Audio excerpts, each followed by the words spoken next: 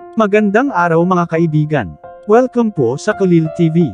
Atin pong tunghayan ang aking kwento na pinamagatang The Big Boss and Me. Pero kung bago ka pa lang sa aking channel, paki-like po ng aking video, paki-click po ng subscribe button gayon din ang bell icon para lagi kayong updated sa mga paparating ko pang uploads.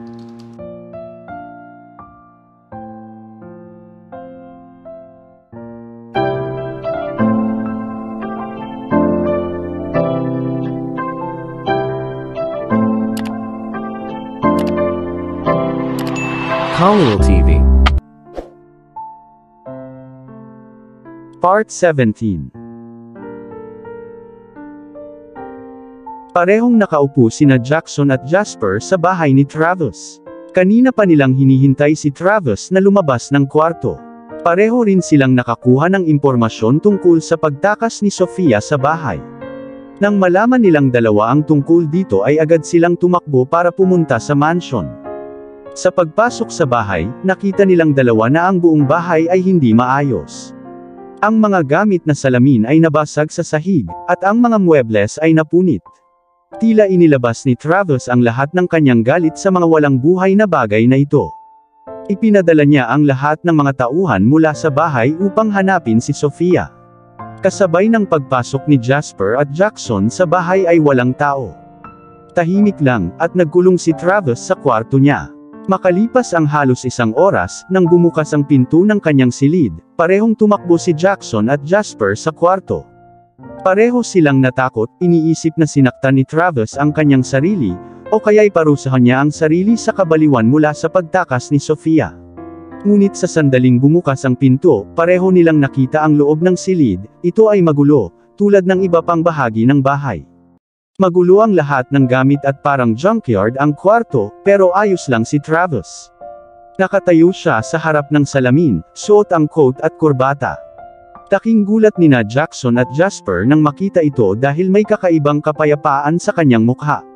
Naghahanda na siya, habang papunta siya sa opisina. Hindi naman siya galit, pero sa pagtingin sa kanya, parang walang nangyari. Pero alam nilang dalawa na tiyak na may mali. Travis, saan ka pupunta? Tanong ni Jackson, napatigil siya sa daan habang papalabas siya ng kwarto. Ano sa tingin mo? Hahanapin ko si Sofia, sabi ni Travis, nakangiting lumabas ng kwarto at mukhang napakakalmado pa rin. Sina Jackson at Jasper ay parehong tumingin sa kanya at kumurap ang kanilang mga mata sa pagkalito. I think I was lost my mind kasi ngayon ko lang siya nakitang ngumiti. Bulong ni Jasper. No, it's not just you, but I'm still losing my mental balance. Naramdaman ko rin nang umiti siya at umalis dito, sabi ni Jackson, at nagtatakang nagkatinginan ang dalawa. Oh fuck, sabay nilang sabi habang naiintindihan nilang dalawa ang planong tumatakbo sa isip ni Travis. Pareho silang tumakbo palabas ng kwarto at nakita nilang papalabas na siya ng bahay. Nasa parking lot siya, bubuksan na sana ang pinto ng kotse niya. Naiintindihan nilang dalawa na may mga pahiwatig siya tungkol kay Sofia. Alam niya kung nasaan siya, o baka may iba pa. Travis, teka, pinigilan siya ni Jackson at kinuha ang susi ng sasakyan sa kamay ni Travis. Nahanap mo na ba si Sofia? Saan ka pupunta? Please tell me, I care about you. Si Jasper ay patuloy na nakikipag-usap sa mga bodyguards ngunit walang nagsabi na nahanap na nila si Sofia, kaya saan ka pupunta? Napakaraming tanong ni Jackson. Ibibigay mo ba sa akin ang susi ng kotse? Hiniling ni Travis ang mga susi, ngunit itinapon ito ni Jackson sa hardin. Hindi. Sabihin mo muna sa akin. Alam kong mahahanap mo siya kung nasaan man siya sa lungsod, sabi ni Jackson, at inilabas ni Travis ang isa pang susi. Oo, gagawin ko, sabi ni Travis. Kinagat ni Jackson ang kanyang mga ngipin sa galit nang makita ang mga karagdagang susi. Bakit ba gusto mo pa rin siya sa buhay mo? Tinakasan ka niya. Sabi niya hindi na kailangan pang hanapin siya, bakit? Sigaw ni Jackson, at biglang napalitan ng away ang pagtatalo nilang dalawa. Sinubukan ni Jasper na pakalmahin silang dalawa, ngunit hindi siya makasingit sa pagitan nila kung hindi man ay matatalo siya ng mga ito. Biglang napatingin si Jasper sa pinto at sinabi sa kanilang dalawa. Travis, Jackson, sabi ni Jasper sa mabagal na tono. Ano? Sigaw nilang dalawa sa kanya at nakatingin pa rin si Jasper sa pinto. Sofia. Pagkasabi pa lang niya ng pangalan ni Sofia, napatingin sina Jackson at Travis sa iisang direksyon. Papasok si Sofia sa mansyon sa pamamagitan ng malaking bakal na pinto. Nang makita niya si Travis ay tumakbo siya papunta sa kanya at niyakap siya ng mahigpit. Parehong nagulat sina Jasper at Jackson nang makita siya. Iyak siya ng iyak. Pumunta ang kamay ni Travis sa likod niya pero hindi niya ito niyakap. Tahimik lang siyang nakatayo doon. I'm sorry Travis. Hindi ako tatakas ngayon. I promise. Humihikbi si Sofia. Travis, we should take her inside the mansion, sabi ni Jackson, at tumango si Travis. Nilinis na ng mga katulong nila ang kalat. Dinala ni Travis si Sofia sa mansyon at saka sa kwarto nito. Hindi siya mukhang maganda. Hindi siya makalakad ng maayos. Inihiga siya ni Travis sa kama at lumabas ng kwarto. Pareho silang nakatingin kay Travis na papalabas ng kwarto. Kamusta siya? Tanong ni Jackson. Umupo si Travis sa sofa sa harap nilang dalawa. She is only crying and scared. She is sleeping now, sabi ni Travis at mukhang malalim ang iniisip. Wala akong maintindihan. Kung gusto niyang bumalik bakit siya tumakas? Sabi ni Jackson. Napatingin si Jasper kay Travis. Anong meron? Tanong ni Jasper kay Travis. Now she has come back. She said she will not run away from you, then why are you so silent? She promised to, sabi ni Jasper, at tumingin naman si Travis kay Jackson at Jasper. I will handle everything here. You two go, sabi ni Travis at naglakad na papasok ng kwarto niya nang walang sinasabi. Parehong lumabas ng bahay sina Jasper at Jackson. Nagsimula nang magmaneho si Jasper at sinandal ni Jackson ang ulo sa kanyang passenger seat. May napansin ka ba? Tanong ni Jasper at tumango naman si Jackson. Yes I did, sagot ni Jackson at nagmulat ng mata. Nagbago ang ugali ni Travis kay Sofia. Mukha siyang hindi masaya at hindi rin galit. Nakatingin lang siya sa mukha nito at may iniisip. Hindi rin niya kami nireplyan at pinalabas kami. Siguradong may nangyayari na hindi namin maisip, sabi ni Jackson, at tumango si Jasper ganun din ang iniisip niya. Hindi ko akalain na tatakas siya, at pagkatapos ay babalik pagkatapos ng ilang oras. Kaya ano ang dapat nating gawin ngayon? Tanong ni Jasper. Tumingin si Jackson sa labas ng bintana. Nothing. We need to wait. I believe Travis would do what he thinks right, sabi ni Jackson, habang nakatingin sa kanyang telepono. Nakatanggap siya ng message galing kay Travis. 2 PM na at inihinto ni Jasper ang kanyang sasakyan sa harap ng police station. Pagpasok pa lang niya ay napunta muna kay Dorothy ang mga mata niya. Sir, anong nangyari? Bakit hindi mo pa nahahanap si Sofia? 3 days na. Nakipagtalo si Dorothy sa lalaking pulis. Paulit-ulit niyang hindi pinapansin ang babae at hindi sinasagot ang mga tanong niya. Ma'am, tingnan mo kung gaano kalaki ang syudad.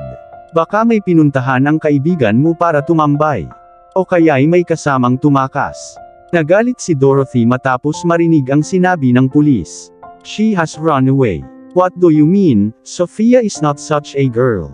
She is missing. Your job is to find her, not to speculate that she has run away. Sa pakikinig kay Dorothy, nagalit ang lalaki dahil sinira rin siya nito sa harap ng kanyang mga juniors. Siya ay ganap na tama. Nilibot niya ang istasyon ng pulis na ito sa nakalipas na 3 araw ngunit hindi nila isinusulat ang nawawalang ulat ni Sofia, at noong araw na iyon ay nakita niyang naiwan lang ito sa papel. Hindi niya alam kung bakit hindi pinapansin ng mga taong iyon ang kasong ito. Tumakas ang kaibigan mo. Sa hiling mo, sinubukan kong hanapin siya at kasabay ng pagpunta ko sa opisina mo. Matapos kong marinig ang lahat ng narinig ko mula doon, tatawagan ko na lang siyang nawawala, ngunit I would be stupid. Your friend is a whore, she must be spending her night with men. Natatawang sabi ng pulis kay Dorothy. Lahat ng mga taong naroroon ay pinagtatawanan si Sofia at pinagsasabihan siya ng napakasamang bagay. Gaya ng nakagawian, nawala ang galit ni Dorothy at nakita ni Jasper na itataas niya ang kamay sa isang pulis. Agad siyang tumakbo palapit sa kanya at hindi niya hinayaang magtaas ng kamay. Dorothy? Huwag. Napatingin si Dorothy sa kanya. Nagulat siya nang makita siya doon. Agad niyang ibinaba ang kanyang kamay nang mapagtanto niyang magkamali siya. Namuti ang mukha ng mga pulis na parang blankong pahina nang makita nila si Jasper. "Sir, ano pong ginagawa niyo dito? Kung may trabaho tawagan niyo po kami, bakit po kayo nag-abalang pumunta dito?" Napansin ni Dorothy na bigla silang lahat ay gumalang sa harap ni Jasper na parang lahat sila ay mga alagang aso niya. Lahat sila ay natatakot sa kanya. "Gusto kong isarado na ang kasong isinampa ni Dorothy." Inutusan ni Jasper ang mga taong iyon na isarado ang kaso, at lahat sila ay nagsimulang magtrabaho nang walang pag-aaksaya ng isang segundo. "Have you lost your mind? Why the hell are you asking them to close the case? My friend is missing. I don't know where she is but she is in danger. Narinig mo ba ako?" Galit na sigaw ni Dorothy sa kanya. Nakita niya na talagang isinarado ng mga taong iyon ang kaso. "Alam ko," sabi ni Jasper at ngumiti lang, tumingin ulit sa kanya. Nang makita siyang ngumiti, muli siyang nagalit. "Kung alam mo bakit mo sinasabi sa mga taong ito na isarado ang kaso?"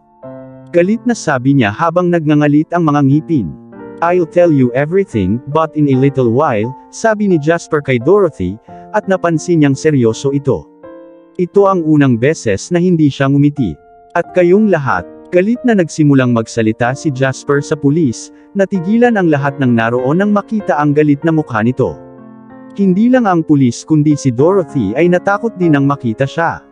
Palagi niya itong nakikitang nakangiti, ngunit ang Jasper na nakatayo sa harapan niya ngayon ay ibang tao. "Kung ano man ang masasamang sinabi ninyo tungkol kay Sofia, ibibigay ko ang lahat ng impormasyong iyan sa aking kapatid. Sana alam ninyong lahat ang kanyang pangalan, Travis. He would show you hell as you all dared to talk shit about my sister-in-law," kanyang asawa. Sigaw ni Jasper na may kasamang malademonyong ngiti. Nalaglag ang panga ng lahat nang marinig na si Sofia ang asawa ni Travis. Nagulat din si Dorothy, ngunit kasabay nito ay nakita niyang mainit at kaakit-akit si Jasper. "And you also dared to play with my woman. I would show you hell for this." The way he smirked at them was hot as hell. Bumibilis ang tibok ng puso niya nang makita ang bagong mukha na ito. Tinawag niya itong babae, ito ang mukha na dati niyang itinatago sa likod ng kanyang ngiti. Alam na niya na hindi siya ang gusto niyang ipakita sa mga taong ito. Ito ang tunay niyang mukha, ngunit hindi niya inaasahan na ang katotohanan ito ay magpapabilis ng tibok ng puso niya. "Let's go." Hinawakan ni Jasper ang kamay ni Dorothy at naglakad paalis doon. Nakatingin lang ito sa kanya. Paglabas nilang dalawa ay nilingon siya ni Jasper. "Are you okay? You should control your anger," sabi ni Jasper, at tumango si Dorothy sa kanyang ulo ngunit kasabay nito ay napagtanto niyang hawak pa rin ito ang kamay niya. Nakita rin niya pero hindi niya iniwan. Umiti siya ng malapad. Natagpuan na naman siya ni Dorothy na kaakit-akit. Hinila niya ang kamay mula sa pagkakahawak nito at ibinaling ang mukha sa kabilang side, dahil ayaw niyang ipakita sa kanya ang namumula niyang mukha. Hindi niya alam kung bakit siya namumula sa kanya. "Oo, ayos lang ako, pero anong ginagawa mo dito? At bakit mo naman nasabi na kasal na sina Travis at Sofia?" Tanong ni Dorothy. "Kasi totoo. Kahapon silang dalawa nagpakasal," sabi ni Jasper kay Dorothy at nagulat siya. "Nagsisinungaling ka." "Imposible," gulat na sabi ni Dorothy kay Jasper at nakita ni Jasper na marami siyang kahulugan. "Why? Why can't this happen? They are both married in front of us. Travis loves Sofia," sabi ni Jasper kay Dorothy, pero tumango siya bilang negativity. "Sinasabi ko ito dahil hinding-hindi magpapakasal si Sofia sa sinuman sa kanyang sarili." Naalala ni Jasper ang eksena noong handa siyang mamatay dahil sa hindi pagpapakasal kay Matthew. Pumayag siya sa kasal dahil nagbanta itong papatayin ang pamilya nito pati na rin si Lester. Hindi pa siya handang pakasalan si Travis ngunit kinumbinsi siya ni Travis na pakasalan siya. May dahilan ba kung bakit pumayag si Sofia na pakasalan si Travis? O hinding-hindi siya papayag sa kasal? Nag-iba ang ekspresyon ng mukha niya sa tanong ni Jasper kay Dorothy. "Hindi ko alam. Kailangan kong puntahan si Sofia," sabi niya, ngunit hinarangan ni Jasper ang kanyang dinadaanan. "I know that you are a very good friend of her, and you know everything about her. Please tell me whatever you know," tanong ni Jasper, at inilayo ni Dorothy ang mukha sa kanya. Hindi pa siya handang ibuka ang kanyang bibig. Nakita ni Jasper na hindi siya naniwala sa kanya dahil dito. Wala siyang sinasabi sa kanya, tsaka kaibigan niya si Sofia. Ayaw niyang lokohin ang kaibigan. I want to show you something, sabi ni Jasper at inilagay ang phone niya sa kamay niya. Ano ito, tanong niya, at tumingin sa telepono. Ito ang sulat na isinulat ni Sofia bago tumakas kay Travis kagabi, sabi ni Jasper. Nakita ni Dorothy na ito ay isang larawan ng kanyang sulat. Binasa niya ang buong liham na isinulat ni Sofia, at mukhang nag-aalala siya sa kanya. Nasaan si Sofia? Dalhin mo naman ako sa kanya. Hinawakan niya ang kamay ni Jasper sa gulat. Tigtas siya at huwag kang mag-alaala. Kaninang umaga bumalik siya. Kasama niya si Travis, sabi ni Jasper at mukhang nag-aalala pa rin si Dorothy matapos basahin ang sulat na ito. Ngayon sasabihin mo sa akin ang lahat tungkol kay Sofia. Tanong niya at marahang hinawakan ang kamay niya. Nakita niyang tinatrato siya nito na parang isang prinsesa.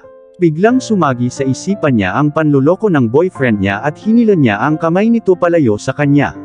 Bakit, hindi kita kilala, sabi niya, at nagsimulang maglakad palayo doon. Teka, ito lang ba ang dahilan kung bakit hindi mo ako kilala? Hiniling sa kanya ni Jasper na huminto, tumingin siya sa likod para makita siya. Oo, masungit na sagot niya.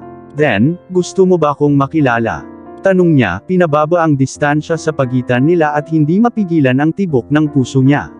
Napakagwapo niya habang papalapit. Gusto mo? Muli niyang tanong sa malalim niyang boses, at kinusot ni Dorothy ang kanyang mga mata. Okay.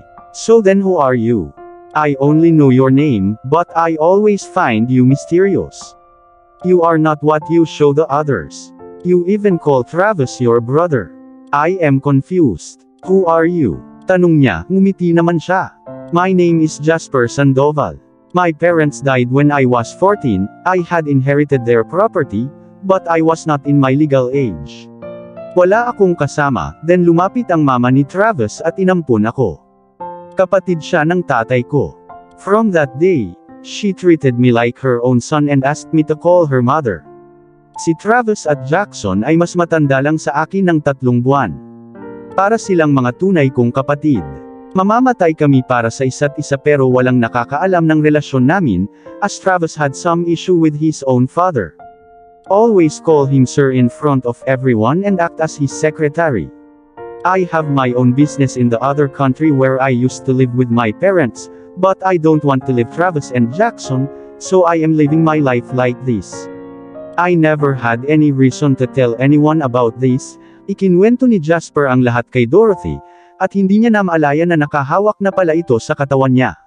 Nawala siya sa mga salita at mata nito. Then, why are you telling me? Dahil ba gusto mong malaman ang nakaraan ni Sofia? Tanong ni Dorothy at ngumiti si Jasper.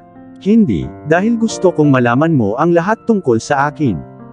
Biglang sa unang pagkakataon sa buhay ko, gusto kong sabihin lahat ng tinago tungkol sa akin sa isang taong nakitang hindi totoo ang ngiti ko. Hindi ako ang pinapakita ko. Ikaw are the one who wanted to see the real me. Only you, sabi ni Jasper at ibinaba ni Dorothy ang mga mata para marinig siya.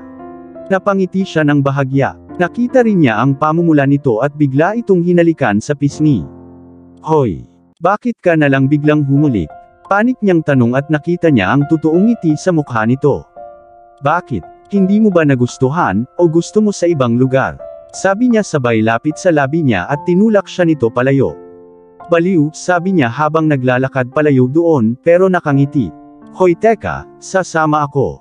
Sigaw ni Jasper habang sinusundan siya. Nakita niyang lumiko siya sa kanan. Hindi niya nagawang makita siya.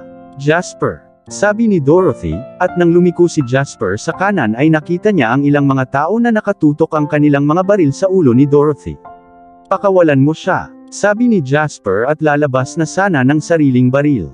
Huwag mo nang isipin kung hindi, babarilan namin ang babae mo, sabi ng isa sa kanila, at nakita ni Jasper na papatayin talaga nila ito. Mukha silang propesyonal, sila ay tunay na mga kriminal. Okay. I am not doing anything, but let her go, sabi ni Jasper at tumingin kay Dorothy. Sinubukan niyang i-comfort ito sa kanyang mga mata, para hindi siya magpanik. Then come with us, sabi nila at umiling si Dorothy. Hiniling niya sa kanya na huwag sumama, ngunit ngumiti si Jasper sa kanya at ibinigay sa kanila ang kanyang baril. Narito si Dorothy sa pekeng ngiti nito. Kaya niyang protektahan ang sarili niya, ngunit sumuko siya dahil sa kanya. Itinulak siya ng mga ito sa kanya at inilayo silang dalawa doon. "Bobo ka," sigaw nito sa kanya at inis na tinitigan siya ng masama. "Oo, alam ko," nakangiti pa rin niyang sabi na parang walang dapat ikatakot. At dito na po, nagtatapos ang ika-17 kabanata ng ating istorya. Sabay-sabay ulit po natin abangan ang sunod na kabanata.